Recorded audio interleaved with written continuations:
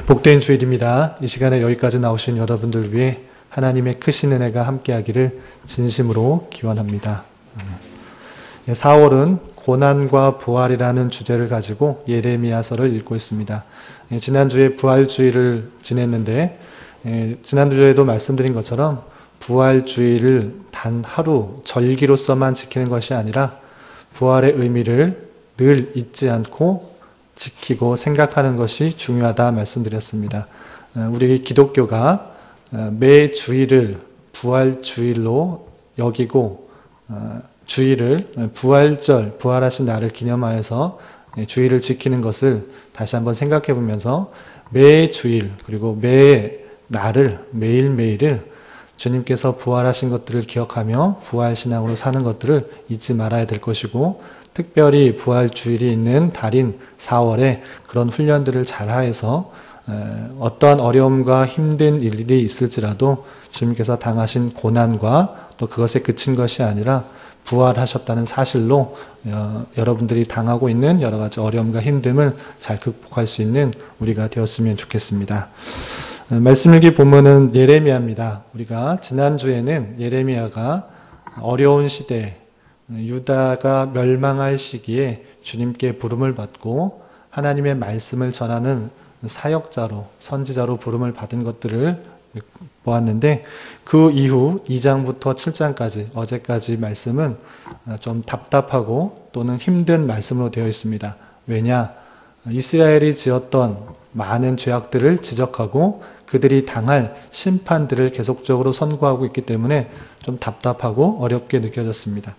그렇지만 그 말씀들이 때로는 지겹게 느껴지고 좀 답답하게 느껴질 수 있을지라도 가만히 읽어보면 그 말씀 이면에 하나님의 따뜻한 마음과 하나님의 백성들을 향한 사랑의 마음을 느낄 수 있는 것입니다. 오늘 말씀 읽기 본문인 예레미야 8장 말씀을 통하여서 하나님께서 백성들을 얼마나 사랑하시는지 그 심판의 말씀 이면에 있는 하나님의 사랑들, 하나님의 마음들을 깨달을 수 있도록 했으면 좋겠고 또 그것들을 오늘날 우리의 삶에 어떻게 적용할 수 있는지를 생각해 보는 시간을 갖도록 하겠습니다. 나눠드린 교환을 참고해 주시면 되고요. 먼저 문맥을 살펴보면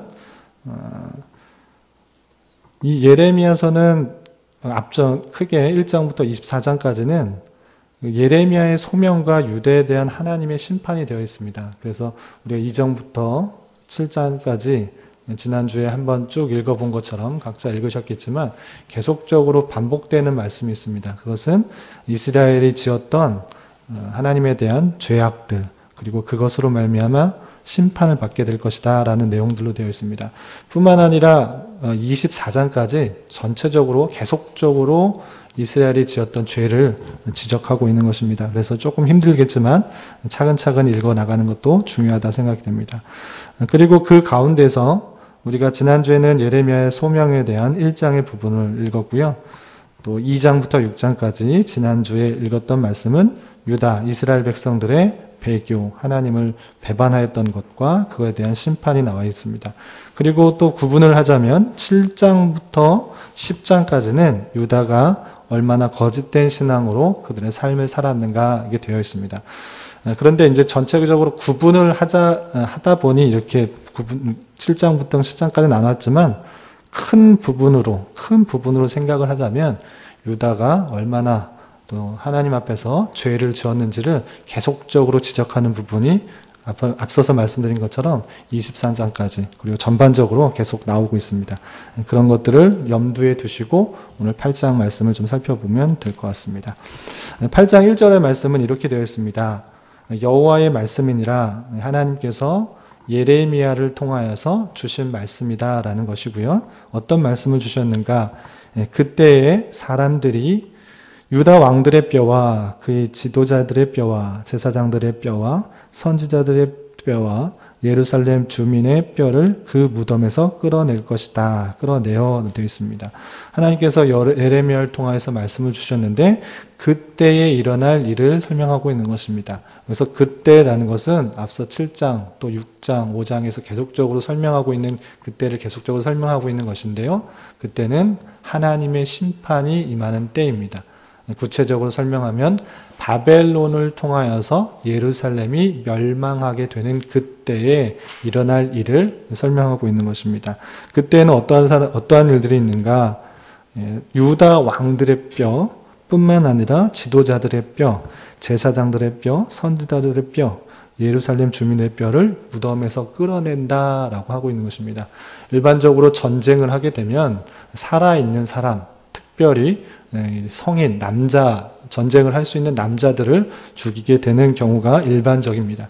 그렇지만 그때 심판의 때가 임하게 될 때에는 죽은 사람조차 큰 모욕을 당하게 될 것을 말하고 있는 것입니다. 무덤 속에 있는 뼈를 건드리지 않는 것이 상식적인 수준일진데 그런 것이 아니라 유다 왕들, 그리고 지도자, 선지자, 제사장, 그리고 예루살렘 주민의 뼈까지 무덤에서 끌어내게 되는 그런 참혹한 현장이, 참혹한 일이 있게 될 것이다 라고 설명하고 있는 것입니다. 끌어내어서 어떻게 되는가 2절에서 계속 설명하고 있습니다. 그들이 사랑하며 예루살렘에 있던 또 유다 백성들, 그들이 사랑하며 섬기며 뒤따르며 구하며 경배하던 해와 달과 하늘의 별 아래서 펼쳐지게 할 것이다. 여기서 사랑하며 섬기며 뒤따르며 구하며 경배하던 하나님이라고 나오면 맞는 표현 같은데 이렇게 표현하는 것이 이렇게 반복하면서 그들의 모습을 잘못을 지적하고 있는 것입니다. 사랑하며 섬기며 뒤따르며 구하며 경배하던 하나님이 아니라 경배하던 해와 달과 하늘의 별 아래서 펼쳐지게 할 것이다. 그러니까 역설적인 표현인데 그렇게 해야 될 하나님이 아니라 그들이 별과 해와 달을 숭배하고 경배하는 우상 숭배하였던 그런 모습들 가운데 적나라하게 드러나게 될 것이다. 그런 뼈조차 드러나게 될 것이다. 죽었을지라도 그 죽음 이후에도 모욕을 당하는 그런 모습이 그 심판날에 있게 될 것이다 라고 표현하고 있습니다. 펼쳐지게 하리니 그 뼈가 거두이거나 묻히지 못하여 지면에서 분토 같을 것이다. 지면에서 거름과 같을 것이다. 분뇨와 같이 되게 될 것이다 라고 표현하고 있습니다. 하나님의 심판의 때에 그들이 섬겼던 우상 숭배, 그것들이 얼마나 처참한 것인가, 그 앞에서 아무것도 이루어질 수 없는 그 모습들로 드러나게 될 것이고 그 심판이 얼마나 참혹하고 모욕적인 것인가를 보여주고 있는 것입니다. 그리고 3절에서는 살아있는 사람은 어떻게 느낄 것인가, 그때 심판의 때 바벨론이 예루살렘을 쳐들어왔을 때 살아있는 사람은 어떻게 느꼈을 것인가를 계속적으로 이렇게 예언하고 있습니다. 3절 보면 이 악한 민족에 남아있는 자 무릇 내게 쫓겨나서 각처에 남아있는 자들이 사는 것보다 죽는 것을 원하리라. 만군의 여호와의 말씀이니라. 하나님의 말씀이다 라고 다시 한번 반복하면서 강조하면서 살아있어서 흩어져 있는 삶, 각처에 남아있는 자, 또 쫓겨나 있는 자, 그리고 민족에 남아있는 그 모든 사람들이 차라리 이 심판의 때가 너무 심하고 너무 처참하기 때문에 죽는 것이 더 낫다. 죽는 것을 원하는 그런 상황에 이르게 될 것이다 라고 표현하고 있는 것입니다.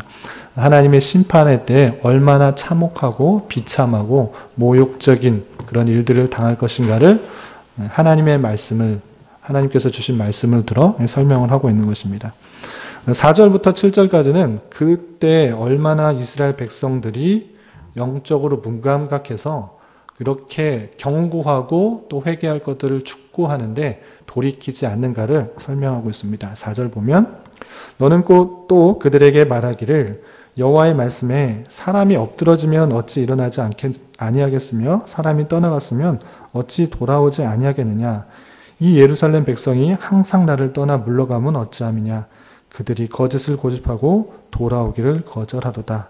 사람이 당연히 엎드러져 있으면 엎드리게 되면 일어나는 것이 당연한 것이고 떠나갔으면 자신의 집을 찾아 돌아오는 것이 마땅한데 이 예루살렘 백성은 항상 하나님을 떠나서 돌아오지 않는다라고 표현하고 있습니다. 더욱이 그들이 거짓을 고집하고 돌아오기를 거절하고 있는 그 모습을 지적하고 있습니다. 6절과 또 7절에서 다른 비유를 통하여서 그들의 돌아오지 않는 모습을 지적하고 있습니다. 6절 보면 내가 귀를 기울여 들은즉 그들이 정직을 말하지 않으며 그들의 악을 뉘우쳐서 내가 행한 것이 무엇인고 말하는 자가 없고 전쟁터로 향하여 달리는 말같이 각각 그 길로 행하도다. 전쟁터로 향하여 달리는 말처럼 한 번 갔다가 되돌아오지 않는 그런 모습들을 지적하고 있습니다. 7절에서도 마찬가지로 새들을 비유하여서 그들의 돌아오지 않는 모습을 지적하고 있습니다. 7절 보면 공중의 학은 그 정한 시기를 알고 산 비둘기와 제비와 두루미는 그들이 올 때를 지키거늘. 여기 학, 그 다음에 산비둘기, 제비, 두루미는 다 후조, 그러니까 기후에 따라서 돌아다니는 새들인데 철새들은 그 때가 되면 그 온도에 따라서 절기에 따라서 이렇게 돌아다니고 다시 돌아올 때를 알지만 내 백성은 여호와의 규례를, 여호와의 말씀을 알지 못하여서 돌아오지 않는다. 하나님께서 돌아오시라는 그 말을 듣지 않고 돌아오지 않는 고집을 피우고 있다라고 표현하고 있습니다. 8절부터 17절까지는 그러한 이스라엘들이 어떻게 하나님께 항변하고 또한 그런 항변에 대해서 하나님께서 어떻게 심판하시는지 그리고 심판의 원인에 대해서 계속적으로 설명하고 있습니다. 8절 보면 너희가 어찌 우리는 지혜가 있고 우리에게는 여호와의 율법이 있다 말하겠느냐. 참으로 서기관의 거짓의 붓이 거짓되게 하였다. 그러니까 서기관이 하나님의 말씀을 올바로 전하고 또 기록하고 해야 됨에도 불구하고 서기관이 거짓의 붓, 하나님의 말씀을 잘못 기록하고 잘못 전달하는 그런 일들이 있음으로 말미암아 그들의 율법들이 왜곡되고 하나님의 말씀이 잘못됐다. 그렇기 때문에 그들의 지혜는 참된 것이 아니다. 헛된 지혜고 무지한 자다라고 표현하고 있는 것입니다. 9절에 이렇게 계속 설명하고 있습니다. 지혜롭다 하는 자들은 부끄러움을 당하며 두려워 떨다가 잡히리라. 보라, 그들이 여호와의 말을 버렸으니 그들에게 무슨 지혜가 있으랴. 서기관의 거짓의 붓으로 말미암아 잘못된 지혜가 있는 것이고 그 잘못된 지혜, 잘못된 하나님의 말씀을 가졌기 때문에 부끄러움을 당하게 될 것이다. 그들에겐 하나님의 말, 하나님의 지혜가 없다라고 선언하고 있습니다. 그리고 10절부터 또 13절까지 계속적으로 심판의 때에 어떠한 일들이 있는지 또 설명하고 있습니다. 10절 보면 그러므로 내가 그들의 아내를 타인에게 주겠고 그들의 밭을 그 차지할 자들에게 주리니 그들은 가장 작은 자로부터 큰 자까지 다 욕심을 내며 선지자로부터 대제사장까지 다 거짓을 행함이라. 심판의 때에 아내를 타인에게 주는 일들이 있고 밭을 그들에게 주게 될 것이다 라고 표현하고 있는 것입니다. 또 뛰어넘어서 12절을 보면 그들이 가증한 일을 행할 때 부끄러워했느냐? 아니라 조금도 부끄러워하지 않았을 뿐이 아니라 얼굴도 붉어지지 아니하였다. 그러므로 그들이 엎드러질 자와 함께 엎드러질 것이다. 내가 그들을 벌할 때 그들이 거꾸러지리라 라고 표현하면서 하나님께서 그들을 심판하여서 엎드러지게 되고 거꾸러지게 되는 그 벌할 때의 모습을 계속적으로 설명하고 있습니다. 뿐만 아니라 13절에 보면 그들 심판으로 말미암아 그들의 소출, 산출도 없어질 것을 이렇게 표현하고 있습니다. 13절에 보면 여호와의 말씀이라 내가 그들을 진멸하리니 포도나무에 포도가 없을 것이며 무화과 나무에 무화과가 없을 것이며 그 잎사귀가 마를 것이다. 이렇게 표현하고 있고 또 14절 보면 우리가 어찌 가만히 앉아있으랴 모일지어다. 우리가 견관성읍으로 돌아가서 거기에서 멸망하자.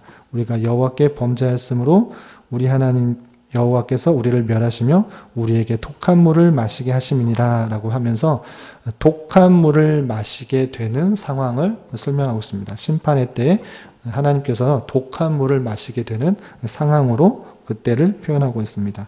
또 그 현실이 어떠한지 17절에 이렇게 표현하고 있습니다. 여호와의 말씀이니라 내가 술법으로도 제어할 수 없는 뱀과 독사를 너희 가운데 보내리니 그것들이 너희를 물리라 하시도다. 그 심판의 때에 독사 그리고 뱀 어떤 것들로 통제할 수 없는 그런 것들을 보내서 너희들을 물게 하는 그러한 현실을 처하게 될 것이다. 계속적으로 심판의 모습을 설명하고 있습니다. 그렇다고 할 때 왜 이렇게 심판을 당하는가? 앞서서도 설명을 드렸지만 그들에게 죄가 있기 때문이다. 아까 10절 하반절에서도 볼 때 그들은 작은 자로부터 큰 자까지 다 욕심을 내며 선지자로부터 제사장까지 다 거짓을 행함이라. 그들의 죄, 그들의 거짓, 가증한 것들 때문에 심판을 당하게 된다라고 표현하고 있는 것입니다. 그리고 12절에서도 아까 살펴본 것처럼 가증한 일을 행할 때 부끄러워하지 않는 그런 모습들, 그리고 얼굴도 붉어지지 않는 그런 뻔뻔함, 죄를 짓고도 뻔뻔한 모습들이 있기 때문에 하나님께서 그렇게 심판하겠다라고 표현하고 있는 것입니다. 이런 하나님의 말씀을 듣고 심판의 선언을 하는 그런 말씀을 듣고 선지자가 보인 반응은 어떠한가? 그것이 18절부터 22절까지 마지막으로 이렇게 표현하고 있습니다. 그 말씀을 듣고 선지자는 번뇌하는 것, 탄식하는 그런 모습을 볼 수 있습니다. 18절을 보면 이렇게 선언하고 이렇게 말을 듣고 보인 반응 18절 슬프다 나의 근심이여 어떻게 위로받을 수 있을까? 내 마음이 병들었도다. 하나님의 백성, 하나님의 선민이라고 하는 백성이 이렇게 처참하게 심판을 받게 될 것을 들은 예레미야는 슬프며 근심 가운데 빠지는 것입니다. 어떻게 위로받을 수 있을까? 내 마음이 병들었다라고 표현하고 있습니다. 계속해서 19절에 보면 그러할 때 무지한 선민들의 반응이 표현되고 있습니다. 딸 내 백성이 심히 먼 땅에서 부르짖는 소리로다. 먼 땅, 여기서 앞으로 끌려가서 포로로 끌려가서 부르짖는 그런 소리를 이렇게 생각하면서 말을 하고 있는 것입니다. 여호와께서 시온에 계시지 아니한가? 그의 왕이 그 가운데 계시지 아니한가? 이렇게 외치면서 하나님께서 시온에 계신데 왜 이렇게 멸망을 당하게 되는가? 이렇게 심한 고난 가운데 있게 되는가? 심한 심판 가운데 있게 되는가? 하나님께서 계시지 아니한가? 왜 우리가 이렇게 포로로 끌려왔는가? 먼 땅에서 그런 말들을 하고 있는 것입니다. 선민의 무지 가운데 이렇게 부르짖게 된다라고 표현하고 있습니다. 계속해서 20절에서도 그런 표현이 있습니다.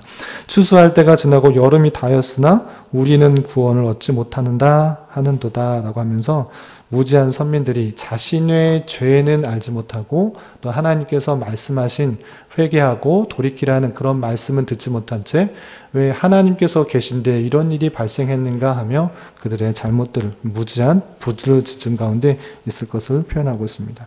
그리고 계속해서 21절과 22절에서는 예레미야의 계속되는 탄식과 또 한탄 그리고 번민의 말이 이어지고 있습니다. 21절 보면 딸 내 백성이 상하였으므로 나도 상하여 슬퍼하며 놀라움에 잡혔다. 22절에 길앗에는 유향이 있지 아니한가 그곳에는 의사가 있지 아니한가 딸 내 백성이 치료를 받지 못함은 어찌 됨인고 라고 말하면서 예레미야가 하나님의 심판으로 말미암아 고통받고 또 어려움에 당하게 될 그 모습을 보며 탄식하고 번뇌하는 모습으로 이 8장이 마무리되고 있습니다. 이런 말씀을 대하면서 오늘날 우리에게 어떻게 적용하면 좋을까 좀 몇 가지 생각해 봤습니다. 교환 뒤쪽을 참고해 주시면 되고요. 4가지 정도 생각해 봤는데 첫 번째 이렇게 심판의 참혹함을 계속적으로 설명하는 이유가 무엇인가? 그것은 하나님께서 죄에 대해서 어떻게 생각하고 있는지를 잘 보여준다라고 할 수 있습니다. 우리는 아까도 읽어본 것처럼 1절, 2절에서는 죽은 후에도 그들이 당하게 될 참으로 설명하기도 껄끄러운 모욕, 참혹한 현실을 보게 될 것이다 표현됐고 살아있는 자조차 3절에서 보면 살아있는 자조차 차라리 죽는 것이 좋겠다. 많은 고통과 모욕과 어려움, 환난 이런 것이 차라리 보지 않는 게 좋겠다라고 말하면서 죽는 것이 좋겠다라고 표현할까지 있게 됩니다. 또 가족들 빼앗기는 현실, 또 농작물이 약탈되는 현실, 독한 물을 마시게 된 것과 같은 현실, 또 뱀과 독사에게 물린 것 같은 그런 현실을 보여주고 있습니다. 그 모든 현실을 당하게 된 원인은 아까 말씀드린 것처럼 그들이 죄를 지었기 때문에 보여주는 그런 현실입니다. 하나님께서 이렇게 심하게 환난과 또 심판을 당하게 될 것을 말하는 이유는 무엇인가를 되돌아볼 때 그만큼 하나님께서는 그 죄를 싫어하신다라는 사실들을 우리는 깨달을 수 있어야 될 것입니다. 계속적으로 죄로 말미암아 당하게 되는 심판을 설명한다는 것은 하나님께서 그 죄를 얼마나 싫어하시는가를 깨달을 수 있어야 되는 것입니다. 그러할 때 우리 또한 그냥 이런 말씀으로 구약시대 한 사건으로 이해하고 넘어가는 것이 아니라 지식적으로 그냥 넘어가는 것이 아니라 이런 일이 있었다라고 넘어가는 것이 아니라 오늘날에 있어서도 하나님께서 그 죄를 얼마나 싫어하시는지를 깨달을 수 있어야 될 것입니다. 우리가 흔히들 범하고 있는 잘못할 수 있는 것 중에 하나는 무엇이냐면 우리의 구원은 오직 주님께 달려있기 때문에 선민이 한 번 구원받은 것은 어떠한 죄도 어떠한 잘못도 그 구원이 변하지 않는다.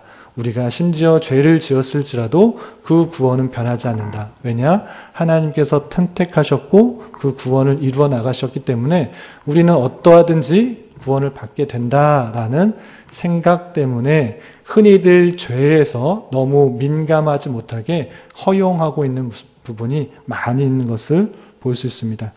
그러한 것이 아니라 이런 말씀을 대하면서 하나님께서 얼마나 죄에 대해서 경고하시고 또한 지적하시는지를 잘 깨달아 죄에 대해서 너무 무감각하게 보내는 것이 아니라 하나님께서 죄를 얼마나 싫어하는지를 깨달아 우리의 모습이 죄악 가운데 처하지 않도록 죄악 가운데 빠지지 않도록 힘써 나가야 될 것입니다.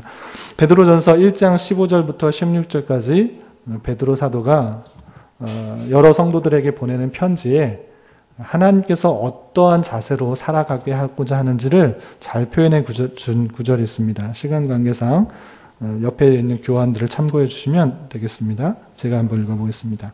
오직 너희를 부르신 거룩한 이처럼 너희도 모든 행실에 거룩한 자가 되라. 기록되었을 때 내가 거룩하니 너희도 거룩할지어다 하셨느니라. 하나님께서 우리를 구원하셨지만 구원하시고 내 멋대로 내 마음대로 살게 하신 것이 아니라 하나님께서 거룩하신 것처럼 그의 자녀도 그의 백성도 거룩한 모습으로 날마다 성화되기를 바라신다라고 표현하고 있는 것입니다. 그러한 것처럼 이러한 죄에 대한 심판의 경고들을 보면서 우리가 더욱더 죄에 대해 민감하게 반응해야 될 것입니다. 죄악으로 인해 발생되는 심판의 처참함을 본 자로서 내 안에 남아있는 죄성들이 있을 때 그 죄성들을 허용하고 그 죄성에 따라 그 욕심에 따라 그 정욕에 따라 나아가기를 힘쓰는 것이 아니라 그 죄성을 쳐서 복종시키도록 하는 일에 힘써야 될 것입니다. 뿐만 아니라 이 육체의 욕심을 이루지 않도록 성령을 따라 행하기에 힘써야 될 것입니다. 갈라디아 5장 16절에 우리의 욕심을 따르지 않도록 하기 위해서 어떻게 해야 되느냐? 성령에 따라서 행하도록 그렇게 권고하고 있습니다. 내가 이르노니 너희는 성령을 따라 행하라. 그리하면 육체의 욕심을 이루지 아니할 것이다 라고 표현하고 있습니다. 우리가 하고자 하는 여러 가지 욕심들에 이끌려 나아갈 때 발이 빠르고 손이 빠르기 전에 하나님께서 성령께서 내 안에 계셔서 주시고자 하는 말씀들, 하시는 말씀들을 따라 행할 때 육체의 욕심을 이루지 않을 것이고 또 죄 가운데 처하지 않을 수 있다는 그 사실들을 알고 나아가야 될 것입니다. 특별히 또 베드로 전서 5장 8절에 죄를 짓지 않도록 깨어 있어야 될 것을 이렇게 표현하고 있습니다. 근신하라 깨어라 너희 대적 마귀가 우는 사자같이 두루다니며 삼킬 자를 찾는다라고 표현하고 있습니다. 우리가 우리의 욕심을 따라 행하지 않고 성령을 따라 행하려고 노력하지만 이 세상은 이 험난한 세상은 마귀가 삼킬 자가 없는지를 살펴보며 두루 다니는 그런 형편 가운데 있다라는 사실들을 잊지 말아야 될 것입니다. 쉽게 우리의 연약함을 공격하고 우리의 부족한 부분들을 알아서 죄 가운데 빠뜨리는 그런 마귀가 도사리고 있다는 사실들을 잊지 말고 깨어서 기도하며 또 성령에 따라 성령이 주시는 말씀에 따라 행하게 힘써서 죄악을 피할 수 있는 저와 여러분이 되시기를 주님의 이름으로 부탁을 드리겠습니다. 두 번째는 허물과 죄 가운데 처하게 될지라도 더 늦지 않게 주께로 돌아와야 된다는 것입니다. 우리가 힘써서 더 노력하고 또 성령에 따라 행하려고 하지만 우리는 신이 아니기 때문에 완벽한 사람이 아니기 때문에 완벽한 자가 아니기 때문에 죄악에 처할 수도 있고 연약에 처할 수도 있고 허물 가운데 쓰러질 수도 있다라는 것입니다. 그러할 때 중요한 것은 무엇이냐면 다시 하나님께 죄를 지었을지라도 더 늦지 않게 주께로 돌아와야 된다는 것입니다. 오늘 말씀에서도 여러 번 표현되고 지난주에 읽었던 말씀에서도 계속적으로 표현하고 있는 것이 무엇이냐면 돌아오라라는 것입니다. 오늘 말씀 5절에서도 그들이 거짓을 고집하고 돌아오기를 거절하도다. 그리고 자기 길로 계속적으로 간다. 이렇게 표현하고 있는데 하나님께서 이렇게 심한 심판을 선언하는 이유가 계속적으로 말하는 이유가 무엇이냐면 그들이 돌아오기를 주님께로 돌아오기를 회개하기를 촉구하고 있는 하나님의 뜻이 담긴 것이고 하나님의 마음이 담긴 것입니다. 예레미야 3장 10절에서도 또 3장 12절에서도 22절에서도 그리고 4장 1절에서도 계속적으로 반복돼서 표현하고 있는 것이 무엇이냐면 너희들이 돌아오라라는 것입니다. 돌아오라 돌아오라 계속적으로 돌아오라고 하시는 하나님의 말씀이 있을진데 이스라엘 사람들은 돌아오지 않는 완악한 모습 가운데 있는 것입니다. 우리는 완벽한 자가 아니기 때문에 하나님의 말씀을 들으려고 또 하나님 말씀대로 순종하려고 하지만 때때로는 허물과 죄 가운데 처하게 됩니다. 누구라도 실수하게 되고 또 죄를 지을 수도 있습니다. 그렇지만 중요한 것은 그것에 대해 머물러 있는 것이 아니라 계속 그 길로 가는 것이 아니라 회개하고 돌이켜야 되는 것입니다. 하나님께서는 다양한 방편으로 우리의 죄를 지적하시고 깨닫게 하십니다. 그리고 계속적으로 그 죄를 지적하시게 됩니다. 그러함에도 불구하고 그것을 알아차리지 못하고 돌이키지 않는 것은 가장 큰 하나님 앞에 패역인 것을 알 수 있습니다. 하나님께서 돌이키도록 여러 가지 상황을 보여주시고 깨닫게 하시고 말씀하심에도 불구하고 그 죄악, 그 잘못된 길로 가는 것은 하나님 앞에 불순종한 것이고 하나님 앞에 가장 큰 패역이라는 사실들을 알아야 될 것입니다. 여러 상황 때문에 주님과의 관계가 멀어질 수 있습니다. 나의 실수, 나의 잘못, 나의 죄 그것들은 누구나 할 수 있는 것입니다. 그렇지만 그 관계가 멀어졌을지라도 다시 주님께 되돌아와서 하나님과의 인격적인 교제 가운데 나아가는 것이 중요할 것입니다. 하나님께서는 잘못한 자를 심판하시고 끝내려고 하는 것이 아니라 그 사랑의 자녀를 다시 되돌아와서 품으시려는데 그 목적이 있다는 것을 잘 알아야 될 것입니다. 잘 아시는 누가복음 15장에는 탕자의 비유가 있습니다. 탕자의 비유를 잘 아시는 것처럼 하나님께서는 자신의 재산을 다 가지고 돌아갔다가 그의 잘못을 뉘우치고 되돌아왔을 때 얼마나 그 되돌아오기를 바라는지를 누가복음 15장 18절부터 20절까지 이렇게 표현하고 있는 것입니다. 여러분들 교환에 나와 있는데요. 제가 한번 읽어보겠습니다. 내가 일어나 아버지께 가서 이르기를 아버지가 내가 하늘과 아버지께 죄를 지었사오니 지금부터는 아버지의 아들이라 일컬음을 감당하지 못하겠나이다. 나를 품꾼의 하나로 보소서 하리라 하고 이에 일어나서 아버지께로 돌아가니라. 탕자가 자신의 죄를 다 탕진하고 이제 아들이라 일컬음을 받지 못하고 그냥 품꾼으로, 그냥 종으로 하나 나를 받아주십시오 하고 돌아가게 되는 것입니다. 그렇게 돌아갈 때 어떻게 되는가? 20절 이제 이에 일어나서 아버지께로 돌아가니라. 아직도 거리가 먼데 아버지가 그를 보고 측은히 여겨 달려가 목을 안고 입을 맞추니. 하나님 아버지의 모습을 잘 표현해주는 탕자의 비유가 아닌가 생각합니다. 죄를 지었고 잘못하고 하나님과의 관계가 멀어졌을지라도 중요한 것은 그것을 다시 회개하고 주님께 돌아가는 것입니다. 주님께서는 언제든지 두 팔을 벌려 맞아주실 준비가 되어 있는 분이시고 언제든지 다시 되돌아오기를 바라신다라는 것을 잊지 말아야 될 것입니다. 우리가 실수로 또는 어떤 상황 가운데 죄 가운데 처했을지라도 너무 하나님을 두려워하거나 무서워할 것이 아니라 따뜻한 마음으로 두 팔을 벌려 또 맞아주시기를 원하시는 그 마음을 알아 여러 가지 경고를 받았을 때 여러 가지 상황 가운데 하나님의 마음을 알았을 때 주께로 돌아가서 그 따뜻한 품에 안겨 주님과의 인격적인 관계를 다시 맺을 수 있는 우리가 되어야 될 것입니다. 저와 여러분들 가운데 그러한 상황이 있을 때 두려워하지 마시고 주께로 돌아갈 수 있는 그런 우리가 되었으면 좋겠습니다. 세 번째로 하나님의 말씀에 집중하여 지혜자로 살아야 될 것입니다. 아까 잠깐 읽었던 표현 중에 이런 표현이 있습니다. 내 백성은 여호와의 규례를 알지 못하도다.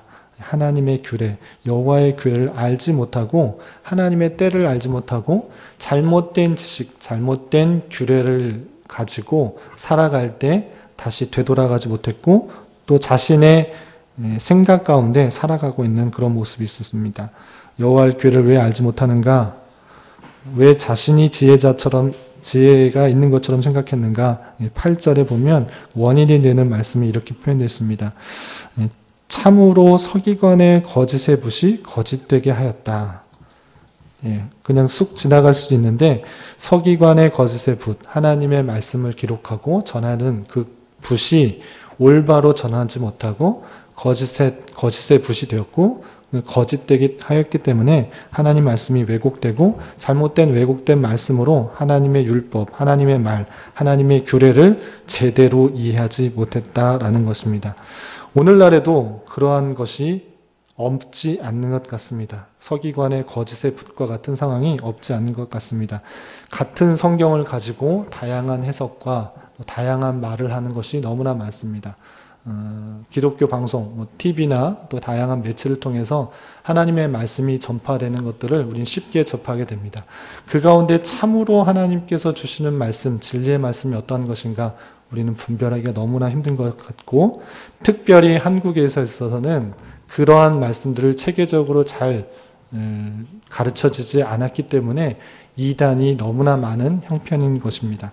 같은 성경을 가지고도 상당히 많은 이단이 우리 주변에 있는 것입니다. 거짓의 붓, 또 거짓의 영이 성경 해석을 자의적으로 해석하고 자의적으로 전하는 가운데 하나님의 말씀이 왜곡되어지고 하나님의 뜻이 왜곡된 가운데 잘못된 신앙의 길로 가는 경우가 너무 많이 있는 것 같습니다. 그렇기 때문에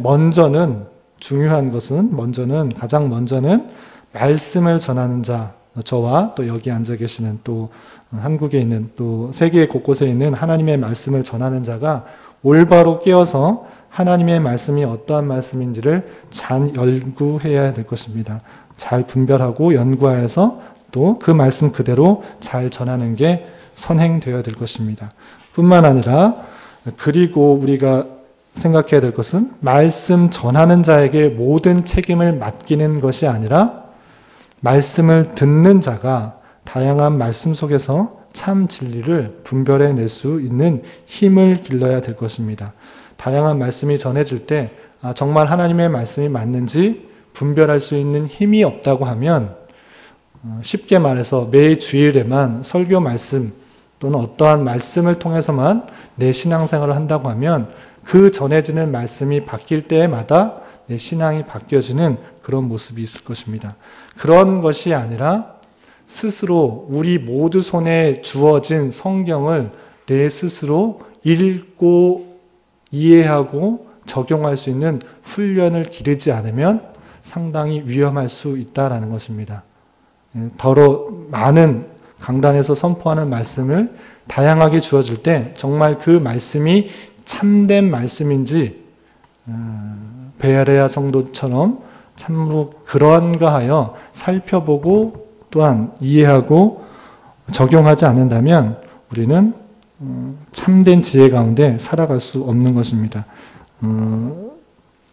권하기는 날마다 하나님의 말씀을 읽고 또한 이해하고 적용하는 훈련이 없다고 하면 여러분들의 삶이 하나님의 말씀이 하나님의 통치가 잘 일어나지 않게 된다는 사실들을 알아야 될 것입니다.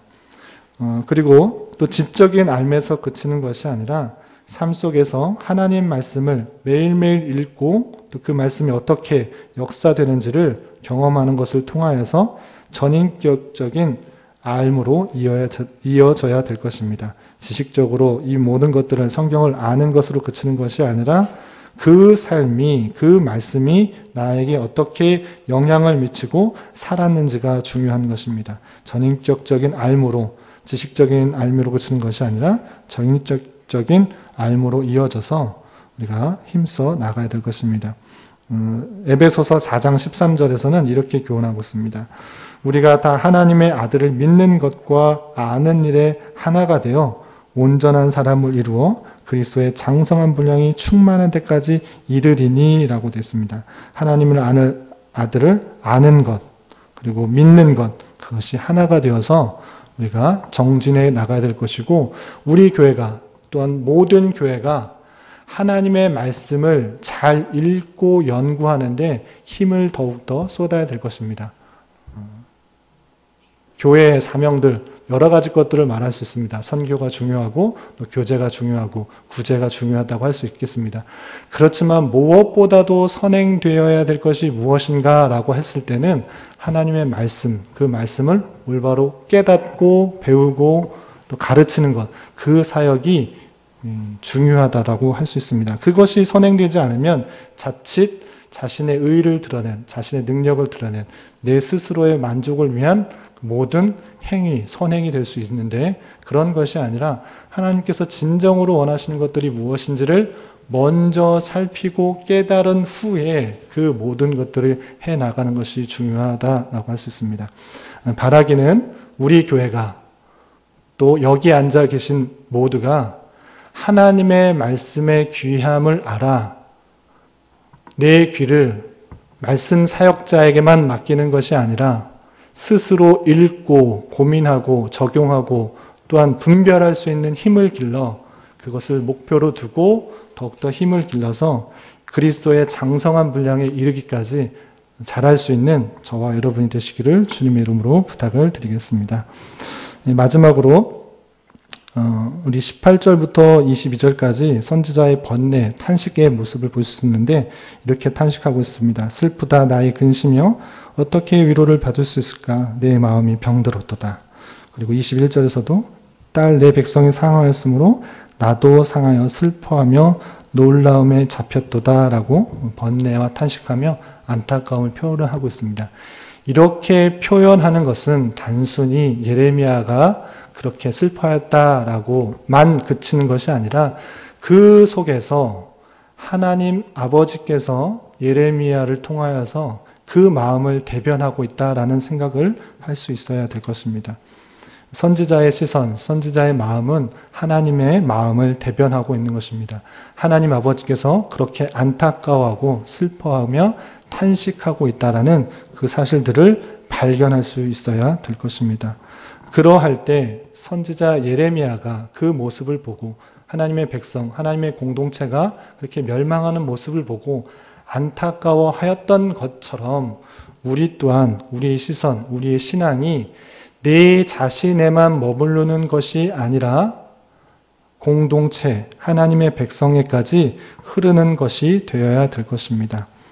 모두가 자신만을 위해서 살아가는 시대고 자신만 잘 지내면 되는 경향 그리고 종교에서도 나만 구원받으면 되지 내 주변의 사람이 어떻게 되든 내 교회가 어떻게 되든 별 관심이 없는 그런 시대가 되어가고 있습니다.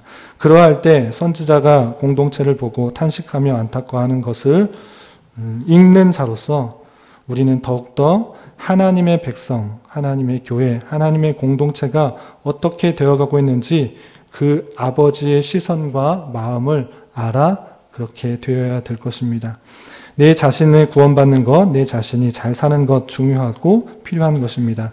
그것에 그치는 것이 아니라 우리의 신앙이 성숙하고 성장할 때마다 내 자신뿐만 아니라 내 주변에 있는 성도의 고민은 무엇인지 어려움은 무엇인지 생각할 수 있어야 될 것이고 우리의 시선과 마음 그리고 손과 발이 그들과 함께 가야 될 것입니다. 그것을 통해 주님의 몸된 교회의 모습을 이루어 나갈 수 있는 것입니다. 갈라디아서 6장 2절에 이런 표현이 있습니다. 너희가 짐을 서로 지라 그리하여 그리스도의 법을 성취하라. 내 자신에만 몰두한 것이 아니라 내 주변에 있는 성도들이 어떠한 어려움을 갖고 있는지 함께 기도해주고 또 내가 도울 수 있는 것은 도움으로 말미암아 주님의 교회를 더욱더 든든히 세워가고 그리스도의 법을 성취해야 될 것입니다. 말씀을 정리하도록 하겠습니다.